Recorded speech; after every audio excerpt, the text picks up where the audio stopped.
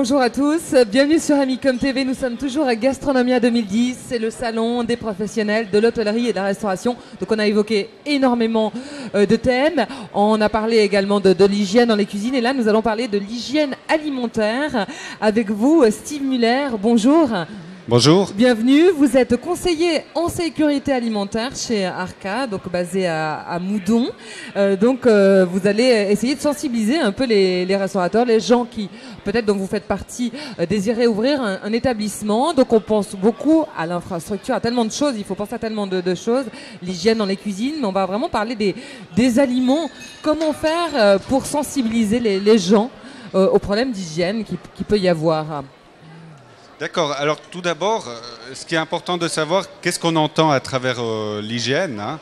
En fait, l'hygiène, il s'agit de maîtriser un peu les microbes qu'on pourrait trouver dans une entreprise. Il y en a de deux styles. C'est soit des microbes qui arrivent dans l'entreprise à travers le personnel, à travers les matières premières. Et puis aussi, ce qu'on aimerait surtout éviter, c'est qu'une fois qu'ils sont là, et ils sont de toute façon là, les empêcher de se développer et après de rendre les gens malades. Voilà. Donc là, on parle des gens, on ne parle pas de ce qui pourrait toucher les aliments. On parle d'abord des... Alors, on aimerait éviter que ces bactéries se développent dans les aliments pour rendre après les gens malades. Les bactéries qui sont mauvaises, bien sûr, hein. D'accord. Alors, comment procède-t-on? Comment ça se passe pour avoir une alimentation, des aliments rigoureusement propres? Alors, la première chose à faire, je dirais que c'est plutôt lié à l'esprit de l'entreprise. Le responsable de l'entreprise, s'il lui-même est conscient des problèmes d'hygiène, c'est déjà le moitié du chemin qui est fait, oui. Parce que dès qu'il a conscience de ça, de l'importance de cette hygiène, il va la communiquer à ses collaborateurs. Et si ça c'est fait, on peut dire que tout est fait. Il va aussi mettre en place une infrastructure qui va permettre de maîtriser l'hygiène, c'est-à-dire qu'il va avoir des chambres froides qui sont suffisamment grandes.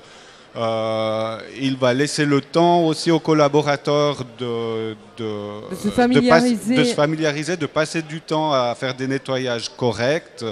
Un nettoyage correct dans une chambre froide, c'est quoi? Javeliser tous les jours? Alors déjà... On ne va pas la javeliser tous les jours, non, mais ce qu'on va faire déjà dans une chambre froide, mis à part le nettoyage, on va séparer les produits. On va recouvrir les produits, donc ça permet d'éviter des contaminations d'un produit à l'autre. On va dater aussi les produits, ça va permettre d'éviter de conserver trop longtemps quelque chose au frigo. Par exemple, on peut imaginer dans une entreprise où il y a suffisamment de cuisiniers, les gens sont de temps en temps en vacances, ils ont des congés hebdomadaires. Si quelqu'un produit quelque chose aujourd'hui, demain il est en congé. Le roast beef, après voilà, il avance tout seul. Il avance tout seul et puis personne ne sait quand a été fait la chose. Donc on date les choses, on sait combien de temps on peut les utiliser. Donc toujours recouvrir un aliment, bon, ça va pour les consommateurs aussi dans leur maison, dans les frigos. On ne peut jamais laisser un produit à l'air libre, hein, il faut toujours le protéger. Voilà, de toute façon, oui. Il ne faut pas mélanger des aliments cuits et crus. Voilà, je vois que vous connaissez déjà. J'ai tout lu, j'ai parcouru, il y a des couleurs, ça me parle. Alors c'est vrai que les produits qui sont crus contiennent de façon naturelle des germes, hein. Ce sont des produits issus de la terre. Donc la terre, c'est des centaines de milliers, des millions de germes par gramme, mais c'est normal, hein. Sans ces germes, nous, on ne pourrait même pas vivre. Par contre, ce qu'on n'aimerait pas, c'est que sur les produits cuits, qui sont devenus tout d'un coup des produits stériles, donc vraiment de la nourriture à disposition de ces bactéries, mais vraiment le paradis, on va dire, pour ces bactéries, qu'elles puissent se jeter là-dessus et se multiplier de façon complètement désordonnée et arriver à un nombre tel que le produit va être déjà pourri, hein, amoindri, et si c'est des bactéries qu'on ne désire pas, pouvoir rendre les gens malades. Est-ce que c'est une hygiène au quotidien même de se laver les mains? Est-ce qu'on en vient avec cette paranoïa? On n'est quand même pas dans un bloc opératoire quand on sert au restaurant.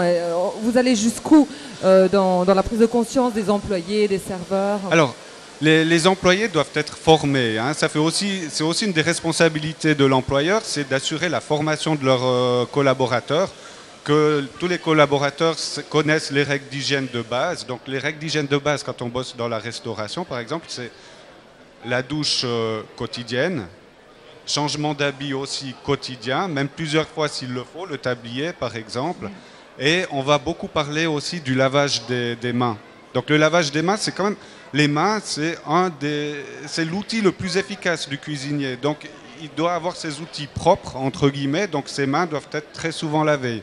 Avant de commencer le travail, après avoir été à la pause, après la pause cigarette par exemple, on n'y pense pas souvent, mais quand on fume une cigarette dans notre bouche, il faut savoir que la salive contient facilement jusqu'à 1 million de germes par millilitre. C'est énorme. Donc tout ça, quand on fume, ça va sur les mains. Voilà. C'est pour ça d'ailleurs que je parlais de voilà, le micro est contaminé. Voilà. C'est la réflexion, c'est la déformation professionnelle que vous me faisiez tout à l'heure. Genre, non mais tout va bien se passer, on a des vaccins, enfin on a pas de problème. Donc, est-ce que vous êtes entendu dans les entreprises, les restaurants que vous visitez? Est-ce que vous êtes bien reçu par rapport à ça, à ces règles d'hygiène? Alors nous, oui. Pourquoi justement? Parce que c'est souvent le responsable de l'entreprise qui nous appelle. Donc c'est forcément une personne qui est sensibilisée à l'hygiène. Comme je vous ai dit, le travail le plus dur est déjà fait. Donc les gens sont motivés et comme ça on peut avancer, on peut leur mettre en place des plans de contrôle et puis corriger les petites erreurs qu'on verrait. Et ça va vraiment de l'avant. Maintenant, ce n'est pas le cas malheureusement de tous les établissements. Et c'est pour ça qu'il y a le service d'hygiène qui passe régulièrement. C'est ça, parce que justement il y a ces contrôles de toutes les manières. Donc le restaurateur, l'hôtelier a intérêt à suivre ces normes, à se faire, à être renseigné par rapport à ces contrôles qui arrivent comme ça, un petit peu complètement inopinés, oui. Voilà, d'accord. Mais merci beaucoup Steve Muller de nous avoir renseignés.